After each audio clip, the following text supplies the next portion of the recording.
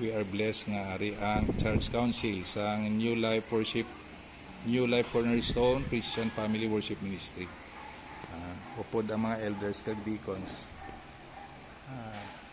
Kabay pa nga the Lord will continue to use them for His church ministries diri sa Bago City.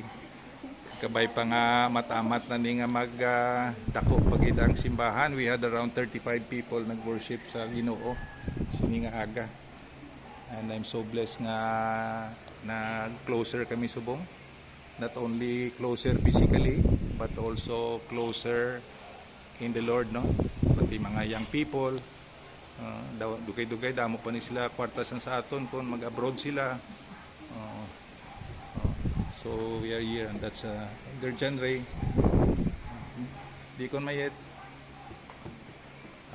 Deacon Marlet, Nine, whatever, Elder Warlit, the chairman, Ignacio, and Deaconess Nini,